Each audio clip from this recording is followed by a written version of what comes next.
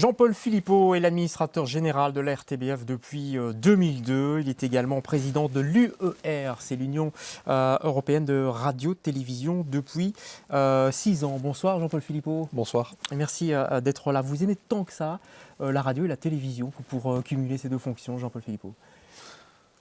Je l'aime beaucoup et je l'aime de plus en plus. C'est vrai? C'était pas évident au début peut-être, c'est ça que vous voulez dire? J'y suis arrivé, non pas par hasard, mais pas dans le cadre d'un plan de carrière qui était construit.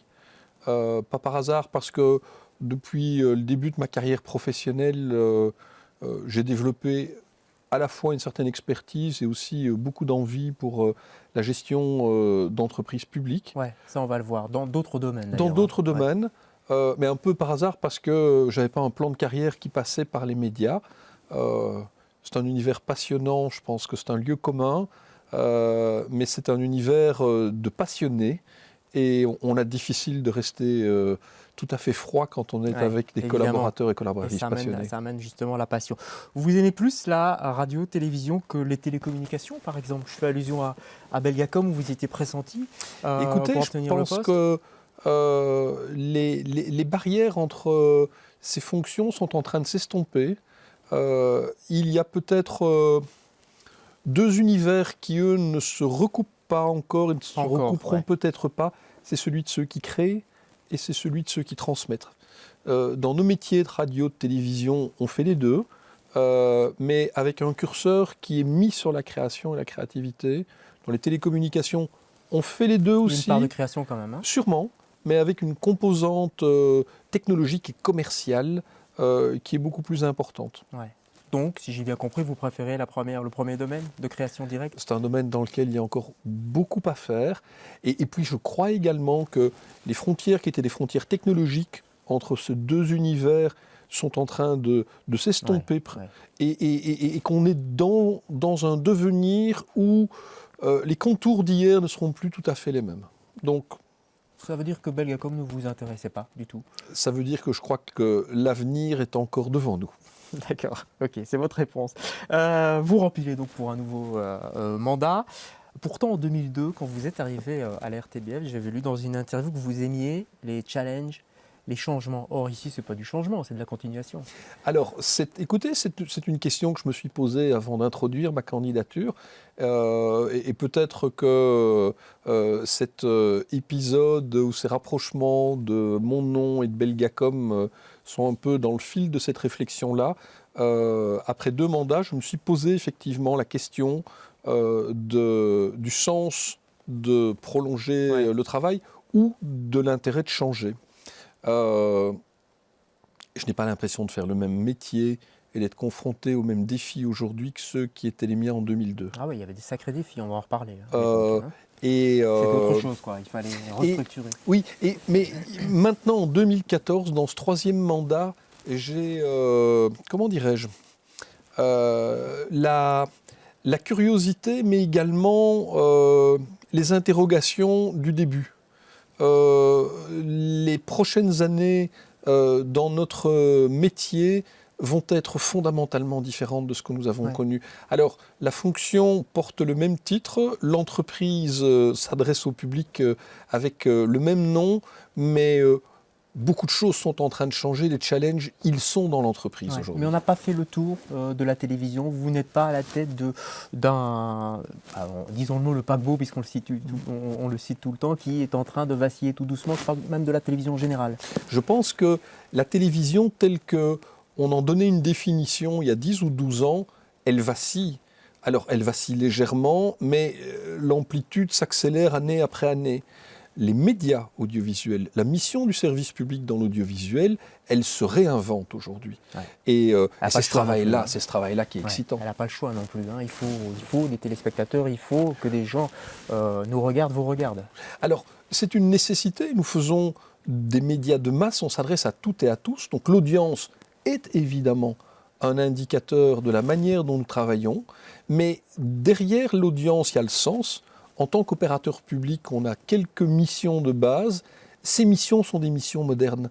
Et si le média télévisé est aujourd'hui peut-être en compétition avec des médias numériques, les missions du service public, elles elles ne sont pas contestées par le numérique. Et il est même probable que dans les années qui viennent, ces missions de service public auront une nécessité à s'exprimer dans un univers numérique qui s'internationalise, dont les règles, les balises, la régulation nationale n'a de moins en moins d'effet. Et ça dépasse, et vous êtes président de l'UR, ça dépasse effectivement les frontières de notre pays, j'imagine, ces questions-là. Écoutez, ce sont des challenges qu'on partage avec nos confrères de tous les pays européens. Et mon poste d'observation à l'UER me permet de me confronter, d'être confronté à cette réflexion, à ce kaléidoscope de réflexion. Mais au bout de la réflexion qu'on peut avoir entre collègues au niveau européen, les valeurs du service public reviennent en fronton de nos motivations à changer. Ouais. Alors, vous l'avez dit en un mot tout à l'heure, vous n'êtes pas tombé dans la télévision tout de suite, hein, loin de là d'ailleurs. Vous êtes né en 1960 du côté de Liège, c'est ça? 60 à Liège, oui. Pile 60. Quelle famille, quel type de milieu? Plutôt bourgeois, plutôt ouvrier? Plutôt bourgeois. Ouais. Dans une éducation assez traditionnelle. Un papa ingénieur, commencé sa carrière à Liège, l'a continué à Bruxelles dans une entreprise multinationale, une maman au foyer, une sœur qui a 3 ans de moins que moi. Les années 60. Les un années... peu doré. Écoutez, c'était ma famille, ce n'est pas la grande bourgeoisie, mais c'est la bonne classe moyenne. Une partie de ma vie à Bruxelles, pas très loin d'ici, dans un autre quartier de Molenbeek, où ça avenue de la Liberté. D'accord. Près du parc du Carvelt.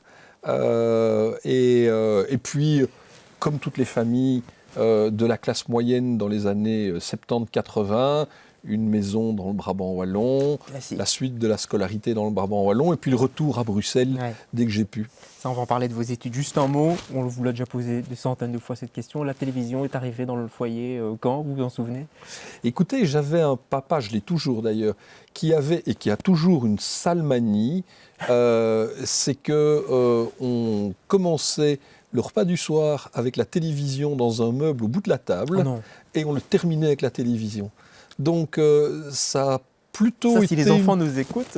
ça a plutôt été une punition pour moi. Ah oui, c'était une punition. Ça a plutôt été une punition. Mon papa travaillait chez Philips. Ouais. Ah bah oui. Et donc j'ai un souvenir précis de la première télévision couleur qui était encore qui sortait de l'expérimentation, mais qui n'était pas encore en vente, qui est arrivée chez nous. Donc, les premières images de télévision couleur, j'ai également petit les images de l'ORTF. Ouais.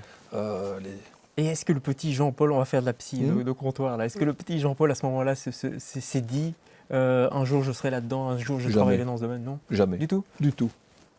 Du tout. Ça vous a jamais traversé l'esprit? Ça ne m'a jamais traversé l'esprit, non. Je pense que j'étais dans la télévision probablement comme la plupart des téléspectateurs, avec la curiosité, un peu d'émerveillement. Ouais, évidemment. Voilà. Évidemment. Et une grande part de secret. Ouais. 1984, diplôme d'ingénieur commercial, ici, à Solvay, à l'ULB. Pourquoi ingénieur commercial? Écoutez, parce que j'avais un... Alors, c'est un choix qui est la somme de choses qui ne me semblaient pas, je dirais... incompatibles. Voilà, qui ne collait pas avec mon ambition et puis de zone d'intérêt. Je le suis toujours sur l'entreprise, sur l'organisation, sur des métiers qui laissent beaucoup d'espace à la mobilité. Donc je n'étais pas attiré par faire une profession des études qui conduisaient à un champ professionnel bien précis, bien circonscrit. Oui. Ouais.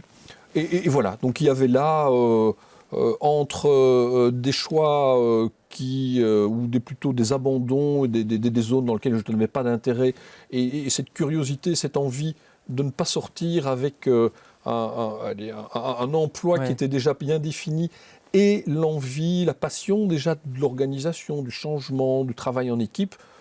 Ça m'a conduit à faire des études qui m'ont bien convenu. Assez ouvert. Cela dit, Jean-Paul Philippot, vous allez très vite rentrer dans un domaine, le domaine hospitalier, puisque l'année d'après, très vite, vous allez être à la tête du centre hospitalier Molière-Longchamp. Oui. Pourquoi ce choix? Pourquoi les hôpitaux au début?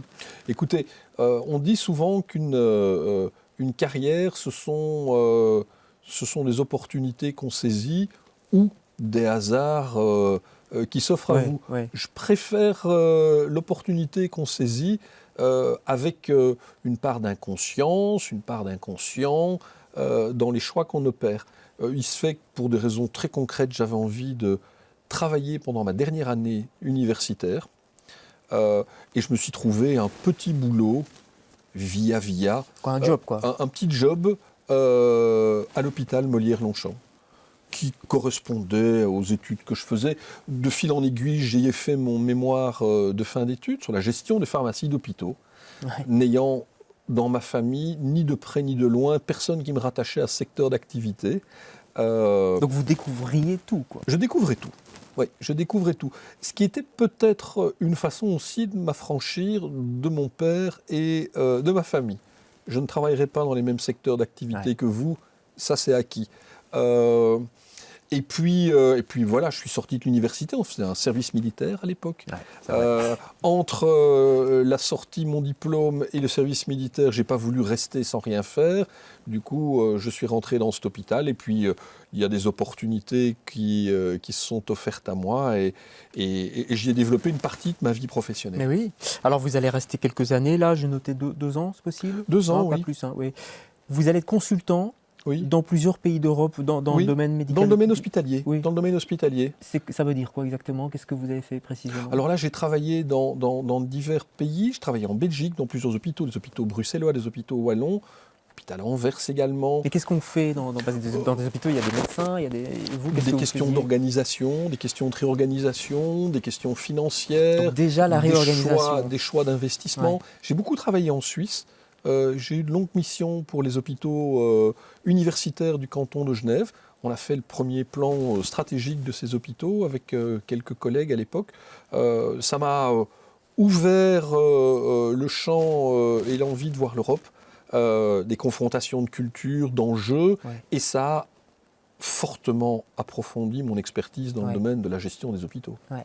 On vous ramène, si je puis dire, chez vous, à Liège, en 89, je crois, pour le CPS. C'est le gouvernement qui vous délègue une mission? Oui, c'est le gouvernement qui était le gouvernement de la communauté française qui décide d'envoyer un commissaire pour se substituer aux autorités du CPS de Liège qui étaient Qu'est-ce défaillantes. qui se passait? Qu'est-ce qui s'était passé?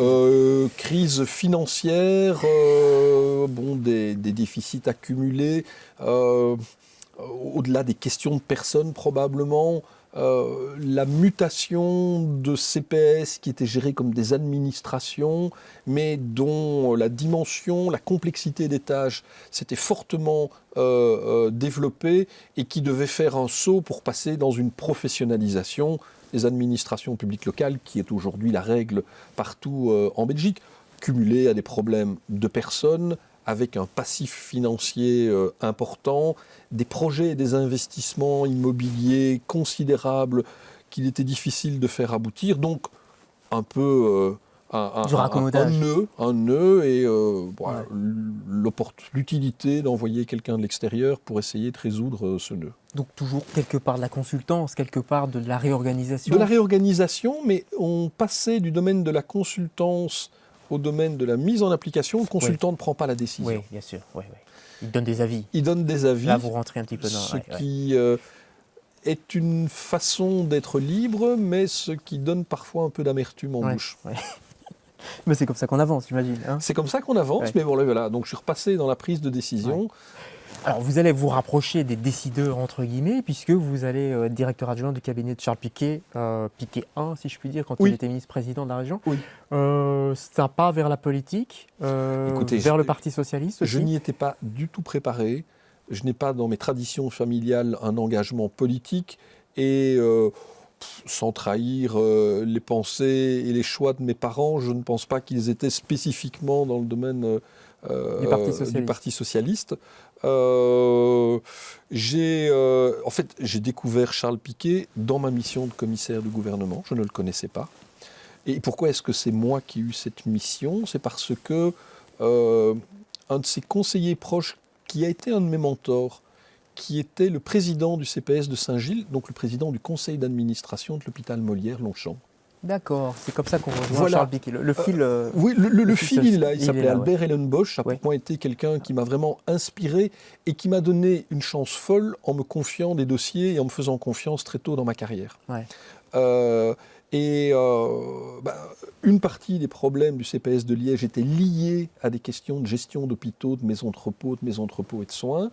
Lui était proche de Charles Piquet, tout jeune ministre des Affaires sociales à la communauté française. Et c'est comme ça que mon nom est arrivé. J'ai donc fait la connaissance de Charles Piquet, n'étant ni de près ni de loin engagé dans l'action politique. Je ne l'avais jamais été, ni jeune, ni à l'université, ni au début de ma Mais là, carrière vous allez professionnelle. vous rapprocher effectivement du Parti Socialiste quand on est directeur de cabinet, directeur adjoint, parce que vous allez le suivre à la culture aussi, Charles Oui, bien Piquet, sûr, hein. oui. Alors je vais travailler avec Ouais. lui pendant Vous serez plusieurs entre années. guillemets l'homme de l'ombre de Charles Piquet. Oh, je ne sais pas s'il avait besoin. Je ne sais pas s'il nous Il a faisait besoin d'ombre. l'ombre. Je ne sais pas s'il nous faisait Ah oui, l'ombre. non. C'est une de ses grandes caractéristiques. C'est qu'il a, en tout cas du temps où je travaillais avec lui, Ouais. il nous a laissé, à moi, à d'autres, beaucoup d'initiatives dans notre capacité à organiser le travail, à s'emparer des dossiers et une vraie liberté dans le ton qu'on pouvait avoir avec lui pour lui recommander des choses ou ne pas lui recommander. Je l'ai dit à l'époque, je pense que si Charles Piquet avait mis comme condition de mon arrivée dans son cabinet le fait que je fasse allégeance au Parti socialiste, j'aurais eu une autre carrière. C'est-à-dire, vous auriez fait de la... Non, je vous n'aurais serez je parti n'aurais ailleurs. pas. Vous Je n'aurez n'aurais pas pas. su- Je n'aurais Vous pas. n'avez jamais songé à faire de la politique politicienne, si je puis dire. Écoutez, je l'ai vu évidemment de très près quand je travaillais avec Charles Piquet. Je la vois toujours de très près. Je suis de ceux qui, bon, d'une part, mesurent à quel point c'est un vrai métier.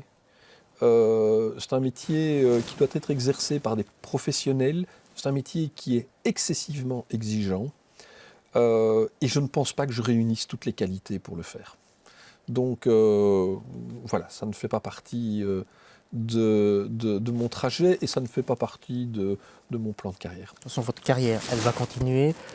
On va accélérer un petit peu, hein. Les hôpitaux Oui. Iris quand même pendant pas mal d'années, jusqu'en 2002. Et alors là, la RTBF. Première entrée à la RTBF. Comment est venu ce choix? Qu'est-ce qui s'est passé dans votre tête pour que vous proposiez à la RTBF? Écoutez, Expliquez-nous en deux c'était mots. un choix. Parce que là, on change. C'est comme si vous changiez de vie, carrément. En partie. En partie. Qu'est-ce qui a motivé le choix? Ça faisait grosse quinzaine d'années que j'étais dans le secteur hospitalier. Je me suis dit que soit j'approfondissais dans ce secteur et je développais toute ma carrière, soit à l'âge que j'avais 42 ans, j'avais l'énergie, l'envie et, point d'interrogation, la capacité de d'orienter ma carrière, de la C'est l'âge des développer dans tournants, un hein. autre. Alors c'est un âge de tournant, Ouais. il y en a encore Ouais, d'autres après. espérons, Il y c'est en a ça. encore d'autres après. C'est vrai. Mais voilà, je me suis mis ça comme un challenge et l'opportunité de capitaliser ma zone de compétence, qui est la gestion des entreprises publiques, pas la gestion de l'État ni la gestion des administrations, de structures qui sont publiques, dont les actionnaires sont publics, mais qui sont avec une autonomie et l'obligation d'une orthodoxie dans la gestion et dans l'équilibre des finances qui se rapproche d'une société privée, des entreprises qui ont un rapport à la population qui est un rapport large, Oui. Des entreprises qui sont dans des questionnements sur leur devenir, et donc dans des tournants, où il y a des ruptures qui doivent être opérées. Donc ça se présentait comme un challenge pour vous. Bien sûr. Ouais. Et alors, l'autre partie du challenge, c'est l'aspect contenu. Alors, autant je pouvais remplir une longue page d'expérience et quelques réussites sur la page gestion, mais sur la page média, c'était vide. Ah oui, vous étiez le perdreau de l'année aussi, si je puis me permettre, Écoutez, quand vous êtes arrivé dans ce Je me domaine. suis rarement fait traiter de perdreau, mais... C'est-à-dire que vous n'aviez pas d'expérience dans le domaine de la radio et de la télévision. On vous Non. l'a reproché, ça? Écoutez, Franchement. j'ai dû en tout cas démontrer que j'avais la capacité d'apprendre assez vite. Ouais. Et donc, ce qui s'est passé, c'était un processus tout nouveau, puisqu'on ouvrait cette place à la RTBF, il fallait rentrer un dossier de candidature. Et qu'est-ce que j'ai fait? Je me suis dit, j'ai l'impression que je peux apporter quelque chose à cette entreprise. J'ai la certitude que je ne connais pas le métier. Et donc, pour préparer ce dossier, je vais essayer d'accumuler les contacts et les rencontres. J'ai pris mon carnet d'adresses, j'ai téléphoné au premier, au deuxième, au troisième, au quatrième. J'ai vu des dizaines et des dizaines de personnes qui sont après devenues des collaborateurs, des collègues ou des concurrents. Ouais. Ah oui, évidemment. Et je me suis construit un premier aperçu, une espèce d'esquisse des enjeux du secteur. Parce qu'on est dans un domaine de créatif aussi, ça change fort du milieu hospitalier. Alors, hein, il y a aussi des égos qui sont présents, etc. vous savez, Il faut jouer avec tout ça, non? Professeur d'université, un médecin, un patron de service, ça peut aussi avoir un certain ego. Ouais. On est dans des secteurs qui ne sont pas aussi éloignés qu'on ne le pense. Ce sont des secteurs qui... le secteur médical, le secteur des soins, ce sont des secteurs de passionnés aussi, hein, des hommes et des femmes qui bossent par conviction. Ce sont des secteurs où il y a un certain aspect corporatiste, malgré tout. Ce sont des secteurs qui fonctionnaient de manière très très cloisonnée par le passé et qui se décloisonnent. La notion de polyvalence, de polycompétence s'exprime. Et ce sont des secteurs où la déontologie tient lieu de règles de conduite. Et on peut faire des translations. Après, tout est évidemment différent. Soigner un patient, traiter une maladie, prendre en charge une situation humaine est évidemment d'une toute autre complexité, d'une toute autre dimension que de faire une émission, traiter un sujet, interroger un homme politique, lancer une investigation et s'adresser à tout le monde. Vous vous êtes glissé facilement auprès de ces créateurs, de ces réalisateurs, de ces artistes aussi. Il y a des artistes à l'RTBF. C'est un univers qui vous a Écoutez, qui vous a plu tout de suite. J'y suis d'abord rentré avec l'humilité de celui qui a tout à apprendre, mais avec la conviction que dans mon domaine de compétences, je pourrais apporter des choses. En essayant de mettre, pas une frontière, mais de dire, voilà, il y a un champ dans lequel je pense pouvoir avoir voix au chapitre et discuter d'égal à égal, c'est celui des géomètres. Maintenant, il y a le champ des saltimbanques, je vais apprendre à le comprendre. Géomètre, sévère, entre guillemets, parce qu'il y avait quand même le plan Magellan au moment où vous êtes arrivé. Ça a fait grincer des dents, j'imagine. Ça en fait grincer beaucoup, bien sûr, ça a fait grincer beaucoup. Mais il fallait le faire absolument, c'était vital. Écoutez, c'est en tout cas la conviction que j'avais à l'époque. Elle était fondée quand même sur l'observation d'une situation qui était extrêmement dégradée, probablement même plus dégradée que ce qu'on disait, ce qu'on a dit à l'époque. On avait 18 mois de trésorerie devant nous pour payer les salaires et puis on ne savait plus les payer. On avait un outil dans lequel nous n'avions pas investi depuis 10 ans, des plans d'assainissement successifs dans lesquels on avait coupé l'investissement. Donc on se trouvait en fait dans un secteur où les investissements technologiques étaient en train de prendre une place importante, avec une absence d'investissement depuis de nombreuses années, une structure d'organisation héritée d'une époque révolue. On disait la grande maison, alors, le la paquebot, grande maison, le paquebot, Casa Kafka, il y avait des baronnies dont on parlait également. Donc il fallait certainement, si l'on voulait rendre pérennes nos missions, faire un travail de fond et donc un travail de rupture dans l'organisation des choses. Voilà, ça n'a pas été facile. Vous êtes fait des ennemis ? Écoutez, je ne prends pas ça comme un défaut. C'est nécessaire ? Je pense qu'on ne peut pas gérer dans un consensus permanent et sans, à certains moments, prendre des décisions qui sont des choix. Et quand vous faites des choix, ça vous paraît cohérent et souvent équitable dans votre chef, mais dans le chef de ceux et celles qui le subissent, il y a l'expression parfois d'injustice ou d'incompréhension. Donc oui, je pense que je me suis fait des ennemis.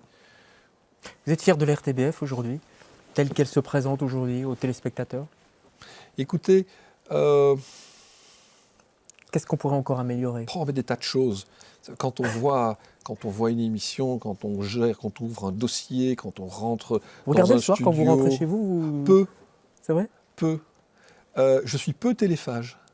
Ah oui. Je consomme de la radio, mais vraiment beaucoup, beaucoup, beaucoup.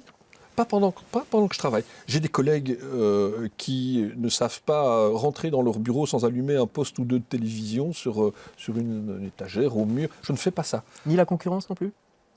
Enfin, à titre personnel, il Oui. n'y a pas de télé. Il y a une télé dans mon bureau, mais elle n'est pas allumée, sauf quand regardez un Ouais. journal, une émission. Ouais, les événements. Regardez les émissions qui vont passer à l'antenne. Ça, je me les passe pour voir de quoi est-ce que notre antenne va être faite. Parfois, quand il y a une émission de la concurrence qui a un succès tout à fait Qui vous particulier, mais Elle est, et ce sera la dernière question, parce que le temps passe très vite, elle est dure, cette concurrence, elle est coriace, on est dans un petit pays, on n'a pas non plus une masse de téléspectateurs énorme. Ça, c'est quelque chose que vous aviez appréhendé? j'ai toujours vécu avec la concurrence. Il y en a dans le secteur Ouais. des hôpitaux.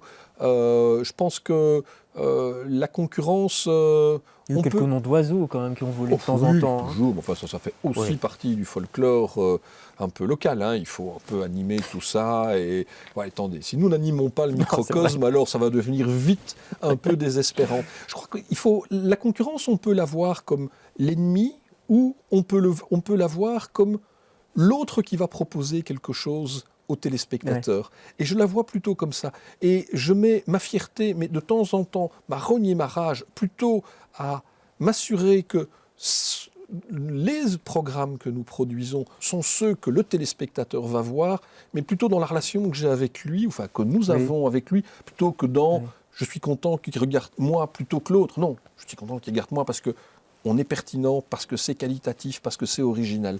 Voilà, c'est ça qui challenge. Allez, on va couper la télé. Merci Jean-Paul Philippot pour Merci cet à vous. entretien. Merci beaucoup. Merci beaucoup.